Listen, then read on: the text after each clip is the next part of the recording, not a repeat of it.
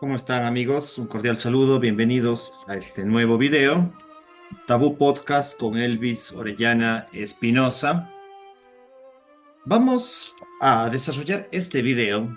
Creo que es importante hacer un análisis, una crítica, una reflexión sobre la literatura latino-hispanoamericana, ¿sí? Literatura, algunos lo llaman literatura latinoamericana, pero otros lo llaman hispanoamericana. Entonces, ante este juego de términos que también tiene connotaciones políticas, históricas y contextuales, yo me he atrevido a poner el término literatura latinoamericana. La literatura en español, sí, a excepción de Europa o de España, es de países como México, Ecuador, Argentina, Perú, Colombia, etcétera. Y he tomado una muestra nada más de que creo que son referentes y que son antes del boom latinoamericano, que así se conocía la literatura de mediados o inicios de la segunda mitad del siglo XX, con autores como Mario Vargas Llosa, Gabriel García Márquez, entre otros. ¿Sí? Sobre esa información ya hay bastantes videos en YouTube, pero yo me he atrevido y quiero hacer la literatura latino-hispanoamericana antes del boom, es decir, vamos con el siglo XIX y la primera mitad del siglo XX, porque el boom se desarrolló principalmente fines de los 50, pero sobre todo en la década de los 60. Y la mayor parte del boom fueron de autores, digamos, de izquierda, digamos así, de izquierda, con tintes socialistas, la mayor parte de ellos, aunque después ya, como Mario Vargas Llosa, después en los 90 ya dio un giro y se aproximó más al liberalismo antes que el socialismo o a la izquierda. Y por eso es que yo quería rescatar, especialmente para el desconocimiento de muchos latino-hispanoamericanos y especialmente para españoles, porque creo que en España y en Europa únicamente creo que ven a la literatura de acá, la contemporánea, que tiene muchos sesgos también ideológicos, como, bueno, toda literatura, pero el boom sí estuvo marcado mucho por la mayor parte de sus autores en esa época que escribieron eran socialistas. Y América Latina estaba en aquella época en ese contexto de la Guerra Fría y más apegada a la Revolución Cubana de 1959, al socialismo, a la izquierda. Y como vemos que hoy ya hay una crisis internacional en América Latina de este fracaso de la izquierda en varios países, a pesar de que todavía Colombia, México siguen liderando personas de izquierda, Venezuela, ni se diga, el comunismo radical. Entonces, por eso es importante hoy reflexionar también y rescatar a la literatura latino-hispanoamericana antes del boom, desde 1800 aproximadamente hasta 1950. Y acá hubo muchos escritores interesantes y por eso es que lo vamos a revisar para que no se crea que la única literatura es la literatura del boom y la única literatura que tuvo marketing, digamos, fue el boom latinoamericano, ¿no? Que es relativamente lo más conocido, pero hay que entender que mucho de ese boom, muchos de los escritores, más del 90% de los escritores, por no decir casi todos, estaban apegados a la ideología socialista, a la revolución cubana, etcétera, al marxismo. Bueno, entonces vamos a revisar algunos de estos aspectos. Antes quería invitarte a que yo tengo mi obra, como Elvis Orellana Espinosa, me puedes encontrar en Amazon y con el mismo nombre y también como Tabú Academia me puedes encontrar en Udemy, en Udemy tengo más de 25 cursos, uno de ellos sobre escritura, otro sobre filosofía, otro sobre psicología, entre otras áreas, ¿no? Más de 25 cursos como Tabú Academia, Elvis Orellana Espinosa en Udemy. Y en Amazon tengo una obra de 17 libros publicados ahí, algunos de narrativa, de literatura, de ficción y otros de ensayo. ¿Sí? Y cuando digo ensayo, estoy hablando de divulgación de psicología, divulgación de filosofía, de humanidades, etc. Entonces, eso quería invitarte. Ahora, tres de mis libros de narrativa, de lo que es literatura, cuentos, son estos de aquí, Mi viaje al inconsciente, El espíritu del Baco y Sombras ancestrales. Tengo otros, pero por esta vez te quería mencionar que estos son mis libros. También tengo un video en mi canal de YouTube del catálogo de mis libros publicados en Amazon, catálogo que está publicado en mi canal de YouTube, ¿sí? Pero estos tres son importantes y te puedo recomendar por ahora que están publicados en formato físico y en formato digital en la plataforma de Amazon. Bueno, retornando a lo que es o lo que fue el siglo XIX en la literatura latino-hispano-americana, pues uno de los grandes escritores para mis amigos españoles, europeos, americanos, o mejor dicho, norteamericanos, estadounidenses que tienen raíces latinas o investigadores de universidades. En la universidad hay muchos sesgos respecto a la investigación sobre la literatura latina o hispana, hispanoamericana, ¿no? Y quería decirles que uno de los grandes autores latino-hispanoamericanos fue José Joaquín de Olmedo, este poeta, escritor, político ecuatoriano. Bueno, en esa época todavía había la transición de las independencias de los países hispano-latinoamericanos y José Joaquín de Olmedo vivió o nació en el contexto de lo que fue la Real Audiencia de Quito dentro del Imperio Español y del Virreinato del Perú, ¿sí? En 1780 y después ya falleció cuando se consolidó la República del Ecuador, el país que ahora conocemos como Ecuador, en 1847 y también vivió en la transición de lo que se conoció como la Gran Colombia en aquella época, ¿no? 1819, 1830, 1829 más o menos, 1830, hubo un país que se llamó la Gran Colombia y que integraba en parte a lo que hoy son los países de Venezuela, Colombia y Ecuador, ¿ya? En esa transición de Real Audiencia de Quito, después Gran Colombia y después del Ecuador, pues vivió este gran personaje, escritor, José Joaquín de Olmedo. Se podría decir uno de los grandes poetas. Digamos, sería algo así como un Goethe en Alemania y en Europa. Algo así serían José Joaquín de Olmedo para acá, para los países sudamericanos y especialmente para Venezuela, Colombia y Ecuador. José Joaquín, y también para el Perú, porque mucho tiempo vivió también en Lima, estudió incluso en Lima, Perú. Entonces, en 1825 publicó una obra sobre el canto a Bolívar, la victoria de Junín. Entonces, hay que rescatar a este autor eh, para los países latino-hispanoamericanos que conozcan que no solamente hubo un Gabriel García Márquez, no solamente hubo un Vargas Llosa, un Octavio Paz, etcétera, sino que hubo literatura, poesía narrativa desde hace muchos años, ¿no? Antes de que se dé la independencia incluso de los países latino-hispanoamericanos. De ahí tenemos a un ecuatoriano asimismo, Vicente Solano, sacerdote. No escribió mucha narrativa ni ficción, más se centraba en lo que es el artículos periodísticos, el ensayo y reflexiones teológicas, filosóficas y políticas. Vicente Solano, un cuencano ecuatoriano. También él nació en lo que es la Real Audiencia de Quito y falleció ya como cuando el Ecuador era independiente de España y se desintegró la Gran Colombia. Entre ese periodo, en esa transición, 1791-1865, vivió este gran escritor también que cada vez hay que recuperarlo, ¿no?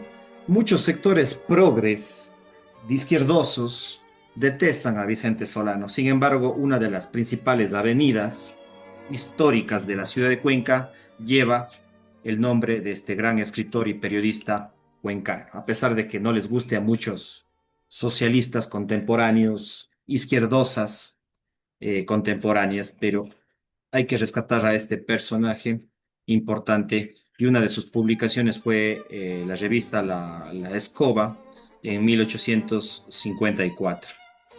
Gertrudis Gómez de Avellaneda, una cubana que asimismo vivió entre 1805 y 1851, escribió o publicó en 1841 lo que es entre poesía y narrativa, Sa, ¿sí? Entonces, para que conozcan que también en esa época había mujeres que escribían y no se siguen quejando como hasta la actualidad, ¿no? Pues, a pesar de que ya han pasado 1841, estamos hablando de más de casi 200 años y se siguen quejando, no digo que todas, un grupo pequeño, es un grupo minúsculo de mujeres progres, izquierdistas, feministas radicales que, a pesar de que ya han pasado 200 años de la liberación de la mujer, pues se siguen quejando que no tienen derechos. Entonces, hay que decir que en esta época había mujeres liberales, grandes pensadoras y que quizás no fueron tan victimistas como las de la actualidad. Entonces, Gertrudis Gómez de Avellaneda, 1805-1851, una gran escritora cubana. Esteban Echeverría, uno de los máximos representantes del romanticismo, de la literatura romántica de Sudamérica, de los países hispanohablantes, publicó en 1871 El Matadero, este argentino que falleció en Uruguay. ¿Sí? Entonces, El Matadero es una de las novelas románticas más importantes del siglo XIX, segunda mitad del siglo XIX. Domingo Faustino Sarmiento, eh, tenemos que nació en 1811 y falleció en 1888, argentino, también, si no estoy mal, fue presidente de la República de Argentina, participó de los procesos de independencia también de esta república y publicó también una de las novelas más importantes del siglo XIX, mediados del siglo XIX, Facundo, en el año, como digo, 1845. De ahí también tenemos a Miguel Río Frío, un ecuatoriano que vivió entre 1822 y 1879, lojano ecuatoriano, nació en el contexto de lo que es la Gran Colombia y falleció ya como República del Ecuador. En 1863 publica La Emancipada, ¿sí? Haciendo alusión a una novela a una mujer libre, una mujer liberal. Entonces hay que reconocer a Miguel Río Frío porque consolidó la importancia de la libertad de las mujeres liberales, no las izquierdosas de ahora, no las radicales de ahora que se siguen quejando, sino que rescató y en esa época ya él como hombre promovía la libertad, el liberalismo desde su literatura, desde sus letras, y por eso publicó La Emancipada, ¿no? Aquí hay que contextualizar que hay que diferenciar a las mujeres conservadoras, a las mujeres radicales de izquierda y a las liberales que desde hace muchos años, ya más de 150 años, casi 200 años, ya comenzaron a, a escribir sobre las mujeres liberales y Miguel Río Frío pues fue uno de esos hombres que apoyaba a las mujeres liberales, ¿sí? Son 200 años de liberalismo femenino en el Ecuador y en muchos países de América Latina, ¿no? Dolores Vintimilla, otra mujer también liberal, no izquierdosa, porque en ese tiempo todavía no se desarrolló el feminismo radical, sino que más bien eran mujeres liberales y que no se iban al extremo de la izquierda, pero que sí cuestionaban a la derecha extrema, ¿no? Que fue el conservadurismo y por eso es que Dolores de Vintimilla fue una gran poeta, o algunos lo llaman poetisa, ecuatoriana. Publicó en 1857 los poemas quejas. Juan León Mera, un, un pensador conservador, pero con tintes liberales, más hacia el conservadurismo, ¿no? Pero que tenía también sus ideas también libertarias. Escribió también en la letra del himno nacional del Ecuador cuando se consolidó como república, más apegado al conservadurismo, pero fue quien escribió Cumandá en 1879, una de las novelas románticas, una de las novelas representativas de la literatura latinoamericana en lo que tiene que ver con el movimiento del romanticismo. Y él vivió entre 1832 y falleció en 1894. Un gran personaje de la literatura y del romanticismo del siglo XIX. Juan Montalvo, un personaje más liberal, ¿sí?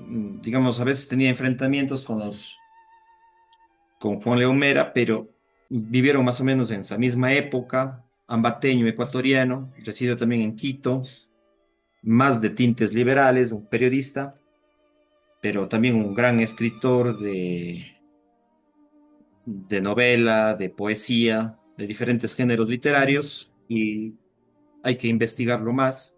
Hablo por mí, pero también creo que en general en el Ecuador, en España, en México, en Estados Unidos hay que investigar más sobre este gran escritor Juan Montalvo, que vivió entre 1832 y 1889. Hizo dos publicaciones de las captilinarias, su obra más conocida en el género de la narrativa.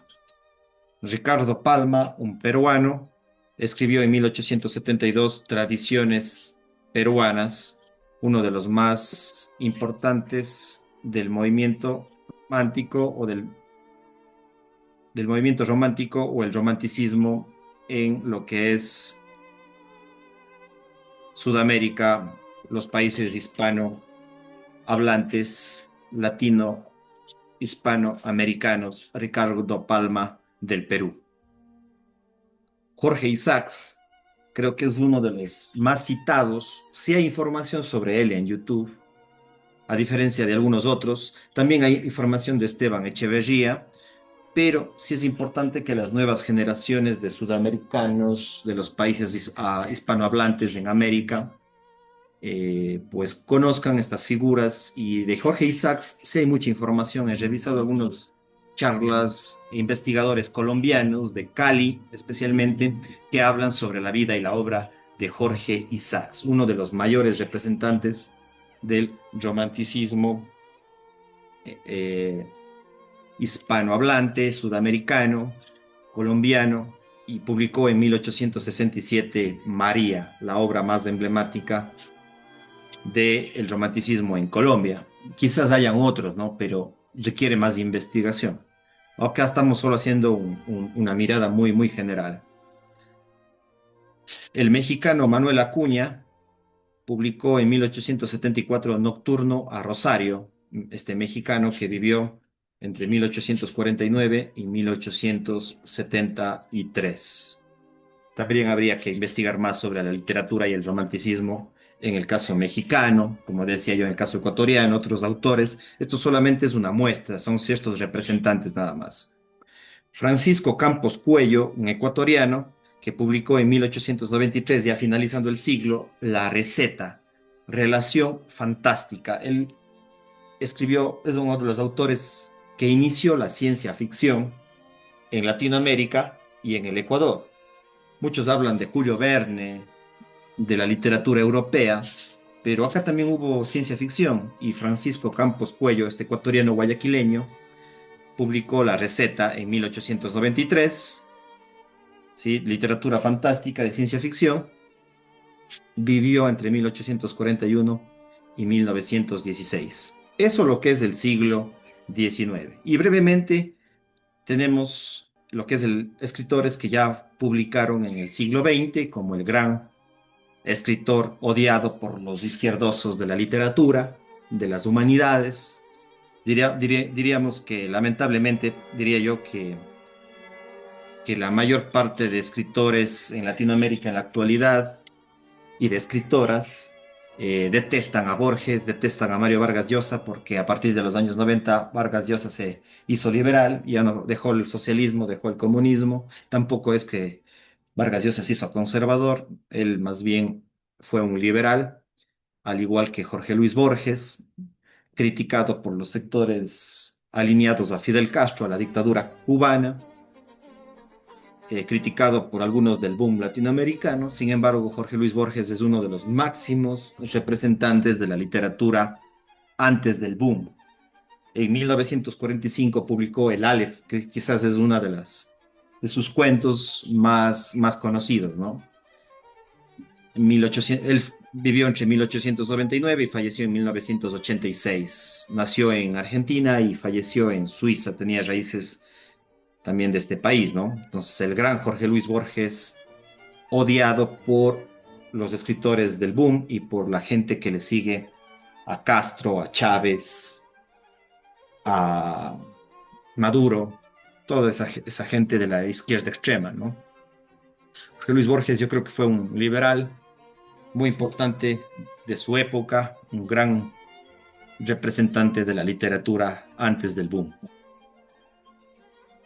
Jorge Icaza, para que no me digan que no menciono gente de izquierda, pues ya el socialismo en el Ecuador y en muchos países de América Latina, de Hispanoamérica,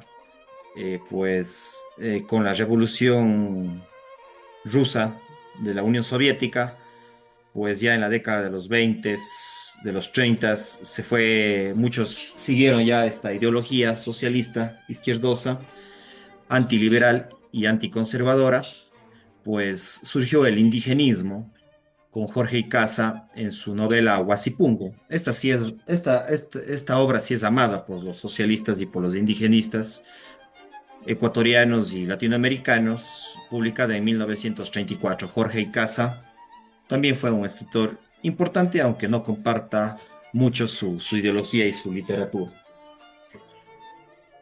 Pero no quiero restringir y quiero anunciar que eh, es un escritor importante de la literatura ecuatoriana y hispano-latinoamericana.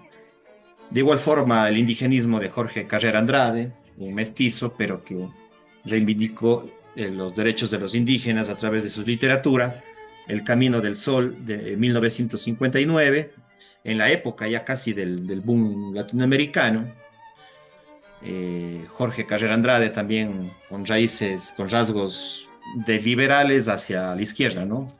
Más hacia el socialismo en realidad, pero había una mezcla en su pensamiento entre liberal y socialista, ¿no? El Camino del Sol, este ecuatoriano quiteño, que sí es importante también mencionarlo, aunque evidentemente no comparto totalmente su ideología, pero esta obra que yo sí me la he leído, no me he leído todas las que he mencionado, eh, pero El Camino del Sol sí lo leí y creo que es una de las novelas históricas importantes. Hay que reconocer sus aportes, a pesar de que no comparto 100% su ideología, a pesar de que ya falleció. Sin embargo, hay que mencionarlo aquí, para que conozca el mundo su obra, ¿no? Y también sí fue reconocido en el Ecuador y en otros países. Y el gran César Dávila Andrade, que publicó en 1966, ya justo en la época del boom, escribió la obra Cabeza de Gallo, este ecuatoriano que lamentablemente falleció en Venezuela a muy corta edad. César Dávila Andrade, este ecuatoriano que vivió en Cuenca, vivió en Quito y publicó Cabeza de Gallo en 1966. Y aquí estamos ya en la época del boom. Con Jorge Carrera Andrade ya se acerca al boom latinoamericano, pero a pesar de que ellos no son considerados dentro del boom, al igual que Jorge Casa, tampoco se le incluye dentro del boom latinoamericano, pero ya están ellos próximos a lo que se conoce como el boom socialista latinoamericano, ¿no? Jorge Carrera y César Dávila Andrade son los tres que ya están próximos al boom. Eso, amigos, en lo que es la literatura hispano latinoamericana, ¿no? Siempre es importante reconocer los aportes de la literatura, y la literatura también tiene sus sesgos, como la ciencia también, ¿no? Como el positivismo, como el materialismo, como la ciencia, la literatura también tiene sus sesgos ideológicos, políticos, filosóficos. Eh, no debería, pero somos seres humanos y toda literatura está cargada de ideología, de sesgos. Y como les decía, el boom latinoamericano tuvo un sesgo muy fuerte por la Revolución Cubana, y se hizo marketing de esa literatura más socialista, ¿no? La mayor parte fueron socialistas cuando escribieron esos libros, los escritores del boom.